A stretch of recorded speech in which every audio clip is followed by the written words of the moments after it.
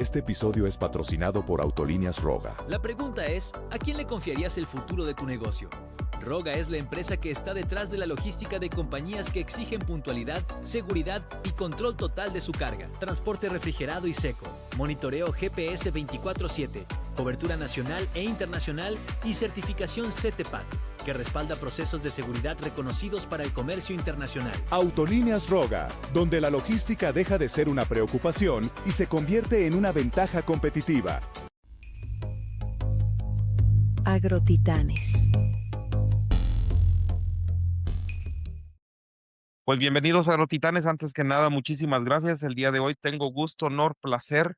Casi siento que ojalá y me den unos buenos coscorrones en este episodio para podernos mejorar o para poder tener un cambio o una mejora hacia el programa. Y entonces, mi estimada Ana Isabel Rodríguez, quisiera preguntarte quién es Ana Isabel Rodríguez. Bueno, yo soy Ana Isabel Rodríguez Flores, soy periodista mexicana, tengo 45 años y desde hace más o menos 18 soy reportera del sector agropecuario y me encanta. ¿Cómo era la niña Ana? Yo creo que bastante parecida a quien soy ahora con tal vez bueno, no tal vez, seguramente, con más, ahora con más años y en ese momento con menos presupuesto, pero menos responsabilidades, pero yo te diría que desde chiquita yo sabía que quería contar historias y esa es la razón por la que decidí estudiar periodismo.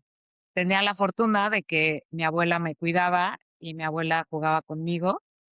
Em, Ella generalmente era Jacobo Zabludovsky y yo era alguna de sus corresponsales y le contaba alguna noticia. Entonces, ya desde chiquita sabía un poquito para dónde me quería ir. Y eso es algo muy interesante de decir que el día de hoy la niña chiquita se parece a la niña adulta y a final de cuentas emocionada, yo creo, con lo que haces.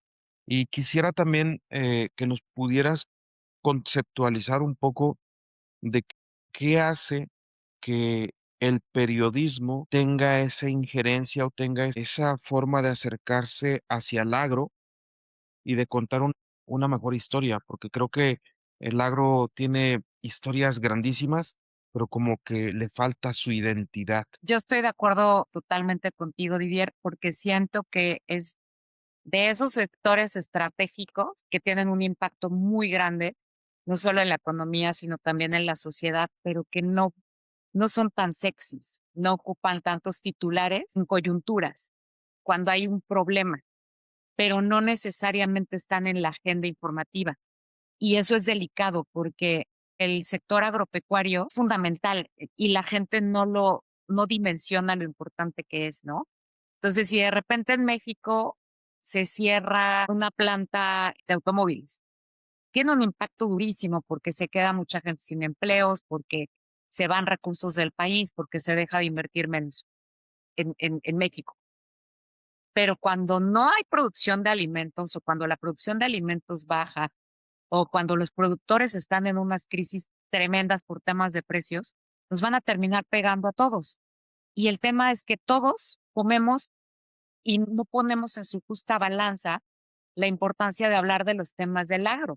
A mí me ha pasado que me preguntan, oye, ¿y tú qué cubres o eres periodista? Ajá, pero ¿y en qué periódico escribes? No, pues no, los periodistas hacemos muchas cosas, no solamente escribir en periódicos. Ah, bueno, ¿y para qué medio trabajas? Para una revista especializada en sector agropecuario.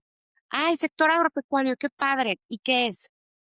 Entonces, cuando a mí me preguntan eso, te juro que yo tengo que pensar cómo responder sin, sin ser como condescendiente y decir, ay, bueno, es verdad que no sabes realmente, pero sucede.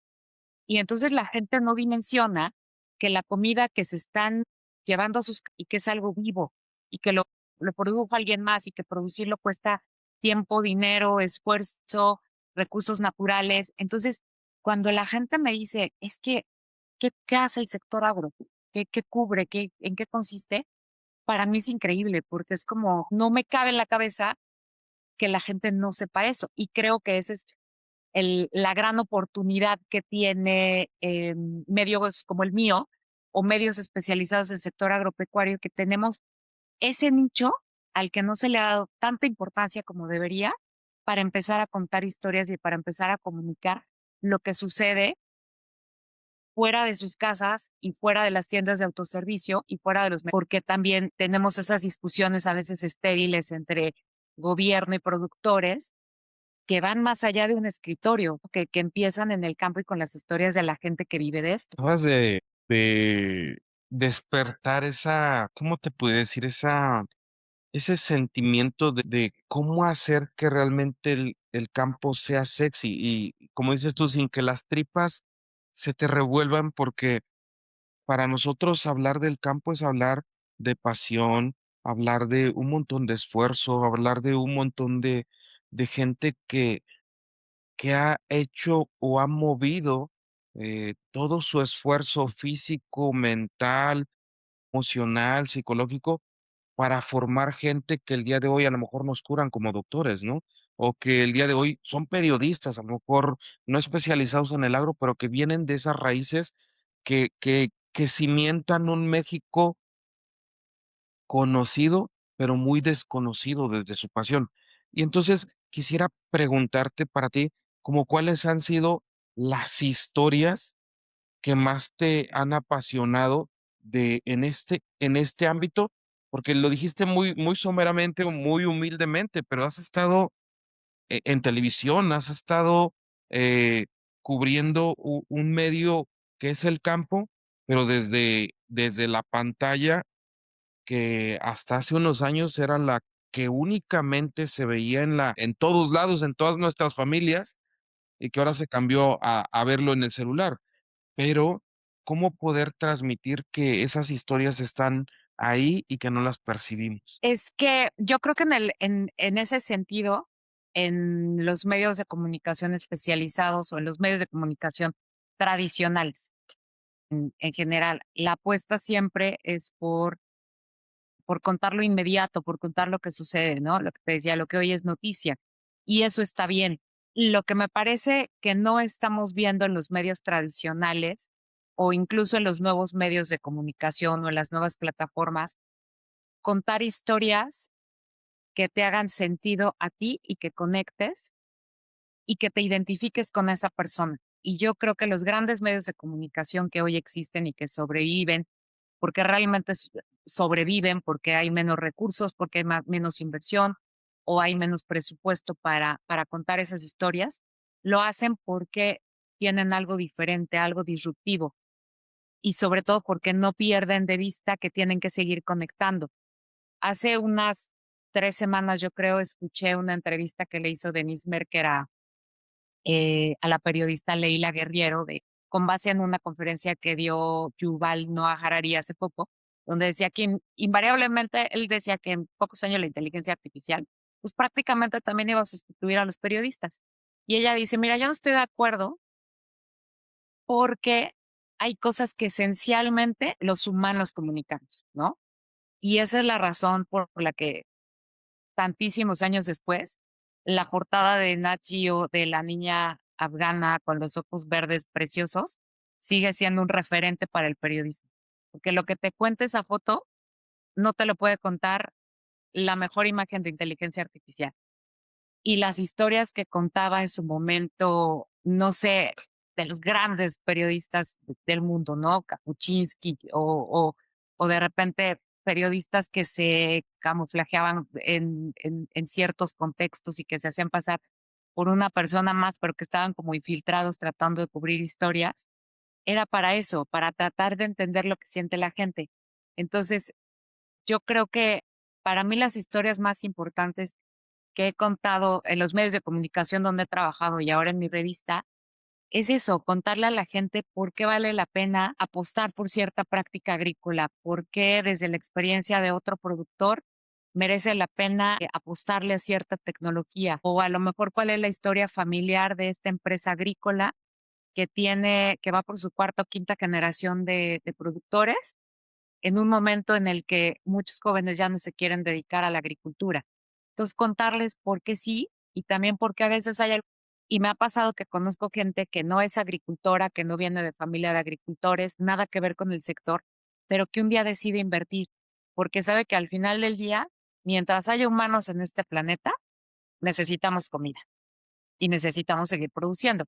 Entonces yo te diría que las historias que yo trato de contar en mi revista y la ventaja que tengo de que no sea un periódico, un noticiero que tiene que generar información, entonces, y cómo para reducir también la dependencia de los fertilizantes nitrogenados.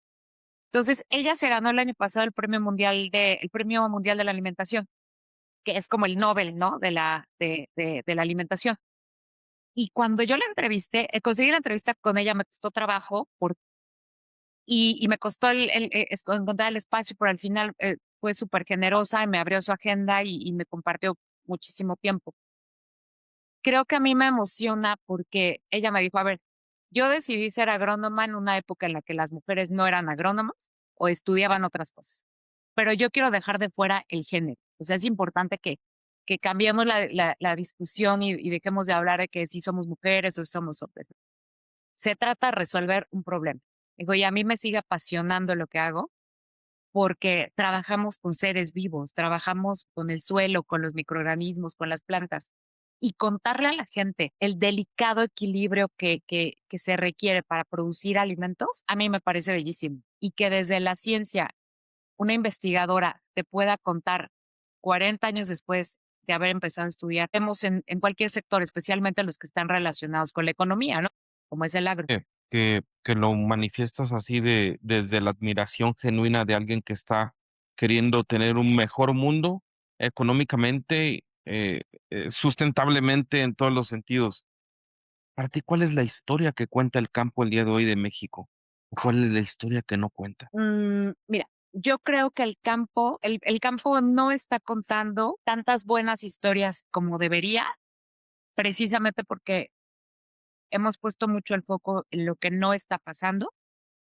Sin embargo, eso también me parece importante. Creo que hay que darle más voz y más visibilidad. En mi opinión, lo que no está contando y lo que se debería contar y lo que se debería impulsar muchísimo más es hacer del sector agroalimentario, de la producción de alimentos, hacerlo algo mucho más sexy desde el punto de vista de vamos a hacerlo rentable, equitativo y justo. Pero esto no quiero que se quede solamente como un tema de lucha campesina o de buenos contra malos o de grandes contra chicos, porque me parece que esa discusión es estéril. Al final del día, los productores, los muy exitosos, no necesariamente lo son porque hayan hecho algo malo, porque por triquiñuelas o porque heredaron un negocio. No, me parece que en el campo mucha gente muy educada, muy capacitada, muy profesional, que invierta en sus conocimientos, que invierta en aprender, que invierta en nuevas tecnologías para tener lo que tienen. Y sé también de muchos casos de éxito de productores pequeños o de comunidades muy, muy pequeñas que un día tomaron la decisión de ser valientes y decir, bueno, vamos a asociarnos, vamos a confiar, vamos a unirnos y hoy están exportando a no sé cuántos países miel, cacao, cualquier cantidad de productos.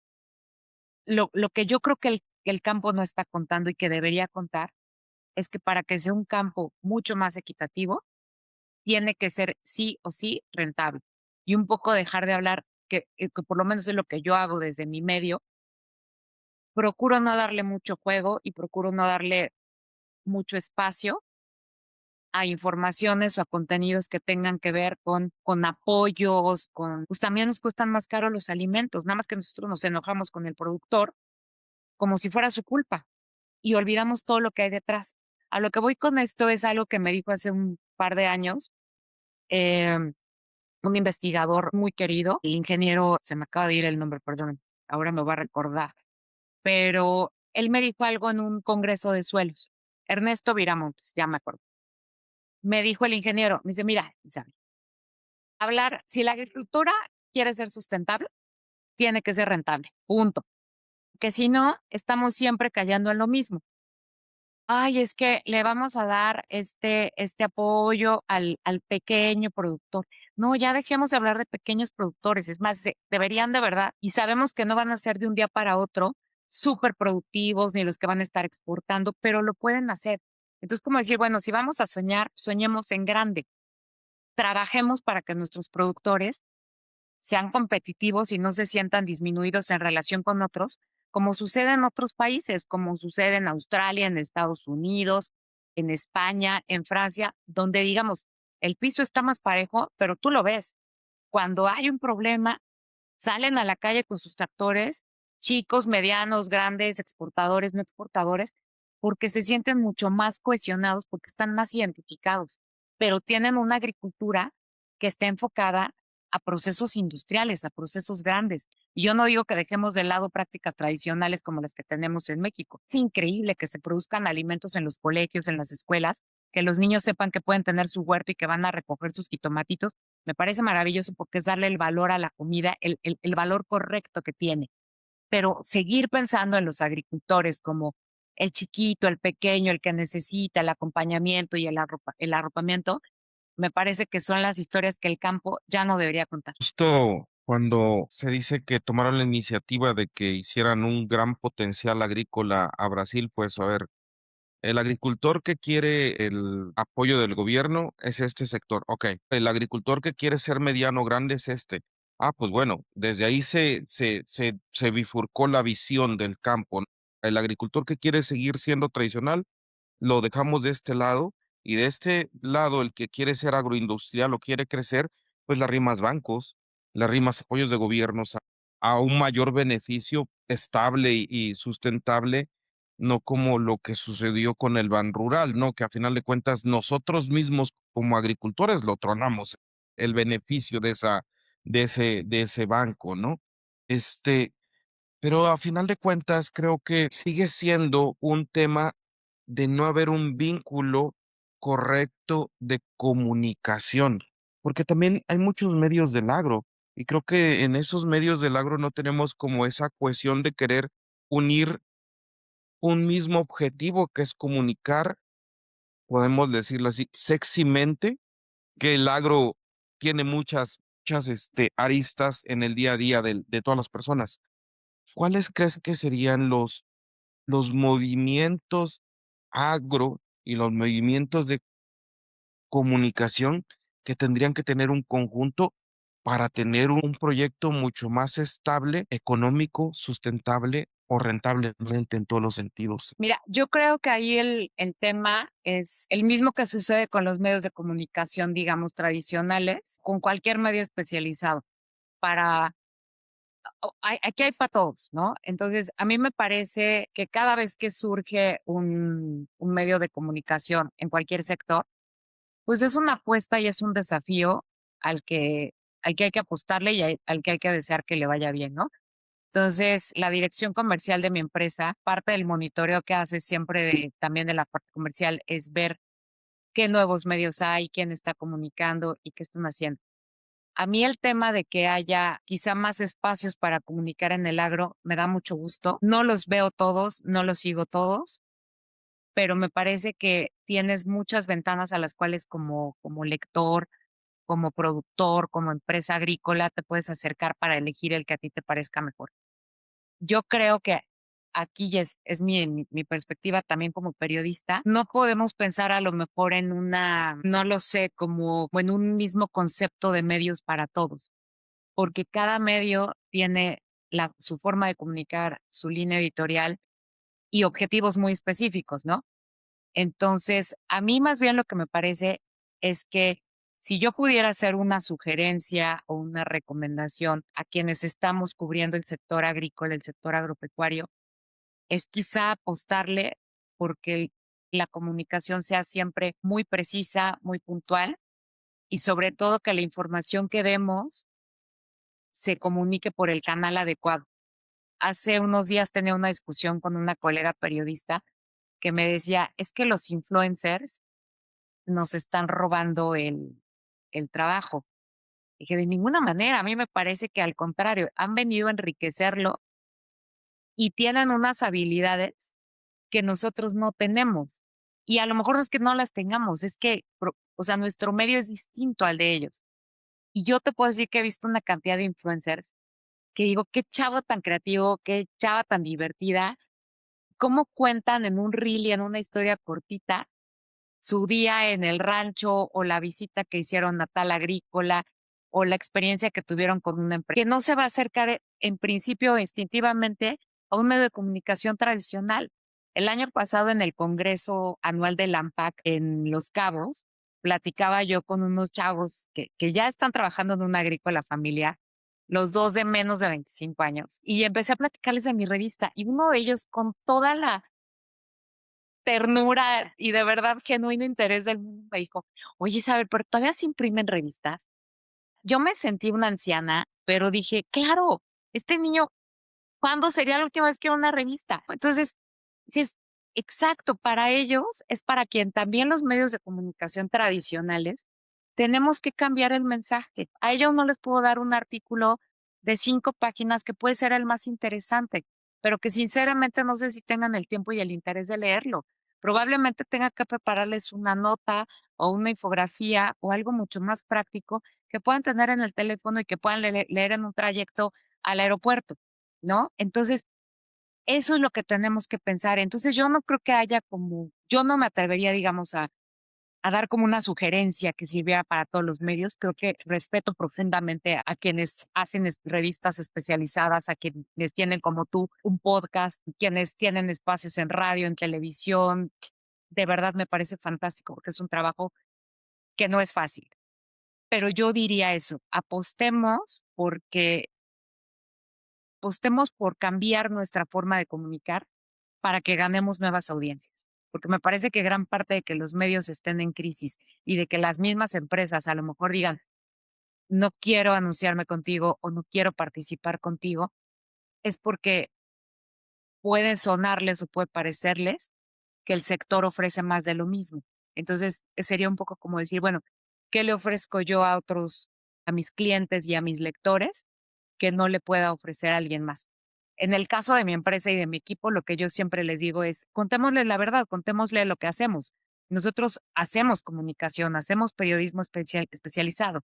Entonces, lo que nosotros vamos a hacer es ayudarles a contar toda la historia que tienen detrás de sí, porque tengo muchos colaboradores que son extraordinarios para contarme las cosas y confían en nosotros. Y creo que la revista este año cumplió 10 años y creo que gran parte de los clientes que siguen con nosotros y que nos buscan y los que llegan es porque hemos construido esa reputación que va más allá de la publicidad o de que se anuncie con nosotros, ¿no?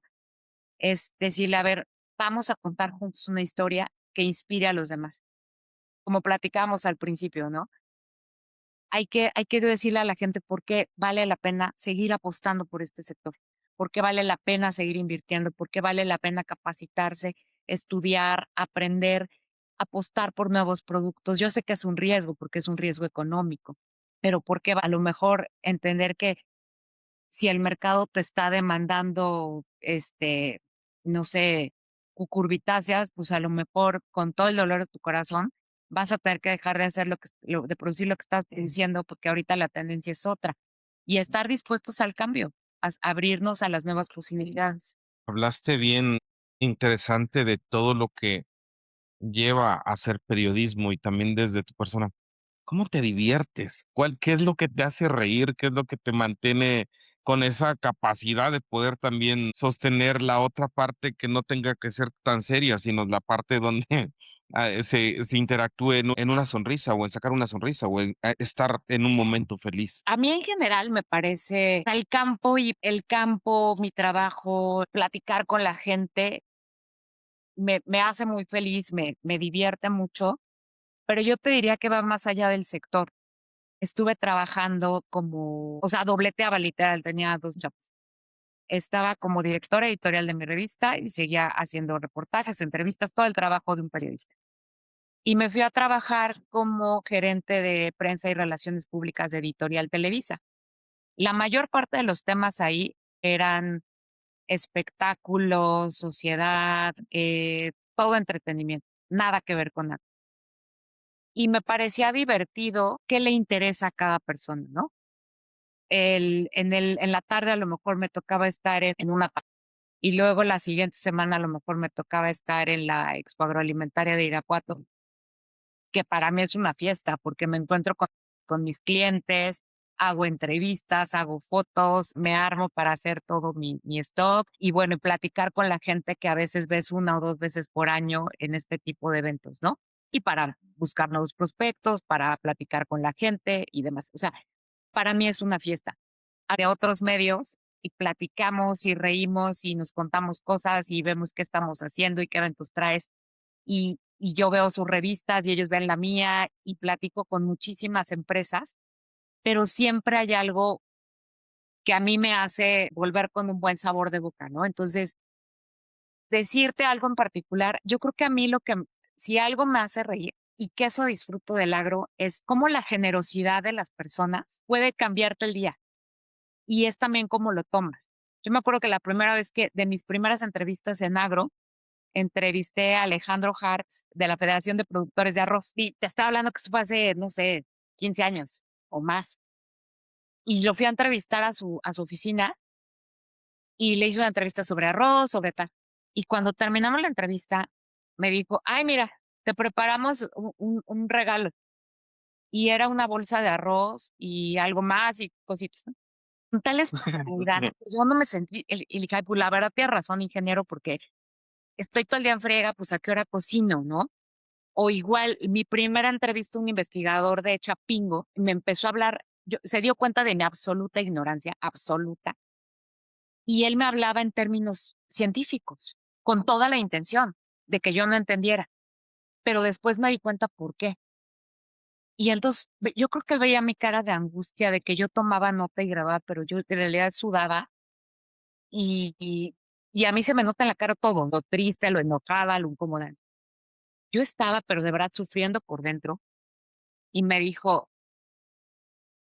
esta, por ejemplo, esto es muy común en las cucurbitáceas". Entonces, yo en ese momento ya lo volteé a ver y dije: "No, ya estoy en mi límite". Y me dice: "Claro, por supuesto, no tienes idea que es una cucurbitácea". Pero creo que lo hizo porque yo acepté que no sabía absolutamente nada, y yo no sabía si lo que me estaba diciendo era flor, fruto, hierba, planta, no tenía ni idea, pero se tomó la molestia de explicármelo. Entonces, a mí lo que me hace muy feliz, más allá de lo que me haga reír o me parezca gracioso o divertido, se lo contaba hace poco a Alfredo Díaz, el director de AMPAC, que me siento muy afortunada porque este sector, para mí, está lleno de buenas anécdotas. O sea, he tenido la buena fortuna de encontrarme con gente generosa, esa es la palabra, generosa, que siempre está dispuesta a contarme, a explicarme, porque yo no soy agrónoma, no soy bióloga, estudié periodismo y me especialicé en agencias internacionales. Entonces, llegar al agro, pues no es algo que yo pensaba, yo no sabía que iba a llegar ahí. Aprender y ver cuál es la diferencia entre esta bacteria y esta otra, es más, hasta cómo se escriben los nombres científicos. Y yo te puedo decir que son mis editores. Cuando redacto un artículo que siento que es muy especializado, te los mando para que me lo manden con sus comentarios. Algo se me fue, porque yo te diría que lo que me divierte, lo que me hace reír es eso, y es lo que más me gusta de cubrir la generosidad de la gente con la que me encuentro prácticamente todos los días. Y que realmente es muy genuina, ¿no? A final de cuentas, el agro tiene esa peculiaridad de que es muy genuina, ¿no? Ahorita me acuerdo que me acordé de una frase de ay Dios, se me fue el autor de de Pancho Madrigal, que casi casi te decían casi casi que querías hacer agujeros donde hay tuzas, ¿no? O sea, de que ese tipo de cuestiones que uno salen esas palabras muy genuinas y generan esa risa singular. Mi estimada Ana Isabel, para que no quedemos nada más con un solo nombre, si el día de hoy empezara tu autobiografía, ¿con qué frase empezaría? O tu propia biografía. Híjole, no sé. Y el otro le estaba pensando porque una amiga me pidió ayuda con una necrológica de un personaje que al final sí se murió.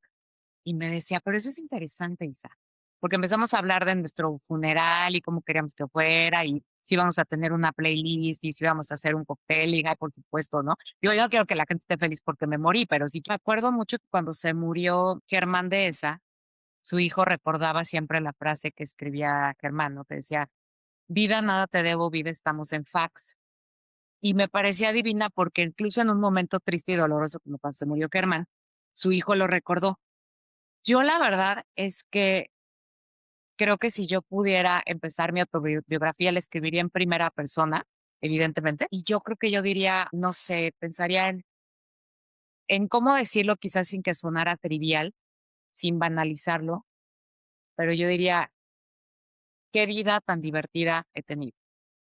Eso, eso diría. Excelente. Si nos pudieras comentar, porque hablaste de varias cuestiones de, por decir, nombraste varios autores y Harari y varias cuestiones que culturalmente exigen mucho para poder estar dentro del ámbito periodístico formal como tal. ¿Cuáles serían como los libros base para poder empezar en este tema? ¿Como para hacer periodismo? Pues es que mira, yo creo que eh, uno puede la gran ventaja que te da el periodismo, me parece, es que tienes siempre la posibilidad de estar como para mí, yo lo veo, ¿no? Esa fue digamos, como lo que motivó mi vocación y lo que me sigue pareciendo que para mí el periodismo tiene una vocación social. Lo que hagas y lo que digas tiene que ser congruente con tus objetivos y con lo que tú le dices a la gente que vas a hacer. Congruencia diría que es la palabra. Entonces, están haciendo periodismo científico. Y yo te diría que quizá no es que haya un libro que como tal te diga, bueno, si tú lees estos 3 o 4 o 5 libros, puedes empezar a hacer periodismo. Yo lo que le recomiendo o le digo a la gente que quiere empezar a escribir o que quiere empezar a contar es que se basen en gente que sabe contar historias y que las cuenta bien. Y en mi caso, yo te puedo decir, te comentaba al principio de una entrevista con Leila Guerriero. Leila creo que es de las pocas periodistas de su generación que sabe contar historias de una manera tan precisa porque viene del periodismo. Ella ahora es escritora, pero viene del periodismo. Y por Ujú. ejemplo, en mi opinión, cuando yo empecé a estudiar periodismo, dos autores me dejaron en shock y dije, ¿qué manera? Esto es un reportaje y la gente no se da cuenta que es un reportaje, ¿no? Truman Capote, a sangre fría. Entonces, él era escritor, pero finalmente la estructura del libro es un reportaje. Y Gabriel García Márquez. Él claro que era periodista y claro que era reportero, pero incluso hasta en sus novelas de realismo mágico hay una estructura periodística. Entonces, yo lo que le diría a la gente que quiere hacerlo y que quiere comunicar es, encuentra una historia que tú digas, híjole, yo quiero escribir como esta chava o yo quiero escribir como él. Y no vas a escribir exactamente como él, pero sí te va a dar una guía para estructurar como tus mensajes. Entonces, yo tengo mis escritores favoritos, tengo mis caballitos de batalla, tengo libros que me encanta leer, pero también creo que se trata de descubrir a gente nueva. Y ahí la vida no nos da como para leer tanto como quisiéramos, pero creo que en mi caso me ha servido, más allá de los cientos de libros que leí en la universidad, que agradezco mucho, que hoy agradezco muchísimo, que la lectura la forma en que sus reporteros cuentan esas historias que primero hicieron para la tele, me parecen fantásticas. Mi estimada, pues nos has dado el día de hoy una completa clase de cómo estructurar el pensamiento, de cómo contar una historia. A lo mejor entre líneas nos vas dando todos estos métodos de cómo pensamos para el día de hoy estar realizando una revista que tiene 10 años y se escucha como poquito. En estas fechas, estar 10 años presente y no caer en el intento, creo que es una odisea bastante aplaudible y bastante de reconocer, ¿no? Eres una verdadera agrotitán, mi estimada Isabel. Te agradezco mucho tu tiempo, tu entusiasmo, lo que nos has compartido. Y no sé si quisiera cerrar el episodio con algo. Y como siempre te lo dije y lo hemos venido manifestando y platicando, esta es tu casa, estos micrófonos son de ustedes y todos los que entrevistamos e invitamos a que vengan a compartir quiénes son y todas estas historias que a final de cuentas enriquecen más nuestra parte agrícola, ¿no?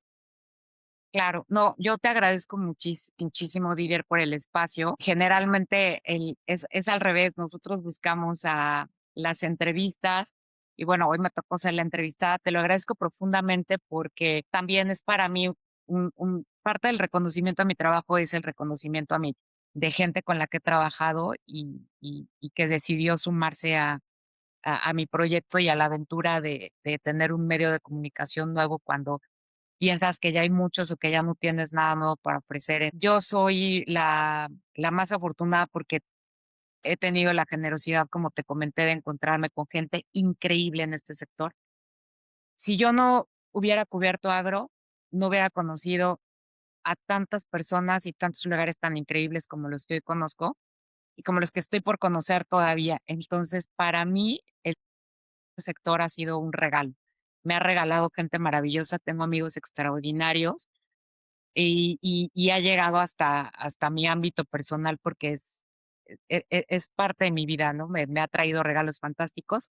Y yo con lo que me quedaría es que creo que la ventaja de que haya cada vez más espacios para contar historias como el tuyo y como el mío, y como el de las redes sociales y todos estos nuevos medios es para que no se nos olvide que finalmente este mundo está hecho por personas y que las personas que construyen, que sueñan, que apuestan, finalmente son las que siguen sosteniendo al mundo. Y yo creo que parte de mi trabajo es ese, sumarme para poder seguir sosteniendo al mundo, para que el día que pese haya más gente dispuesta a cargar. Y como bien lo decías, seguir haciendo esta parte de que el agro sea sexy, pero más que nada también hacer, decir y sentir que son un sex symbol todos los que trabajamos en el agro, ¿no? O sea, No, realmente es impresionante cómo no reconocer que los verdaderos superhéroes están en el surco, están cultivando y nos están dando de comer en el día a día. no hay un trabajo pequeño en el agro, no hay una actividad o no hay un papel que no, que digas es prescindible o no es tan importante o no es tan valioso. Y creo que eso es lo que no tenemos que perder de vista, que, el- que, que lo que tú te estás comiendo hoy, que lo que tienes en tu mesa, en el refrigerador, lo que ves en el súper, lo cosechó alguien, alguien lo cortó, alguien lo sembró, alguien preparó el suelo para que creciera bonito, alguien lo está cuidando, alguien invirtió en eso, muchísima gente trabajando para que nosotros tengamos comida. Y creo que el hecho de que podamos pagarla no significa que le demos el valor adecuado que realmente tiene. Entonces, para mí también, la gente que lo hace desde los centros de investigación, los académicos, los mismos estudiantes, toda la gente que esté involucrada en este sector, realmente me parece que son, como tú bien dijiste, los verdaderos héroes, porque con pandemia o sin pandemia, con recursos, sin recursos, si es un gobierno de izquierda, Somos un sector que por eso le decimos que somos agrotitanes, ¿no? Todos somos agrotitanes y todos somos superhéroes. Muchísimas gracias, Isabel. Te agradezco mucho tu espacio, tu tiempo y pues seguimos en contacto y que no sea la última, que sea la primera de varias entrevistas y varias colaboraciones que podamos hacer para en un futuro seguir hablando de estas grandes historias que están en el día a día y todos los días aconteciendo. por supuesto. No, muchísimas gracias a ti por el espacio y bueno, aquí estamos.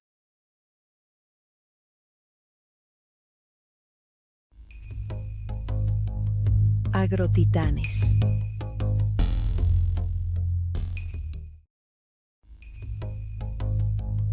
Agrotitanes.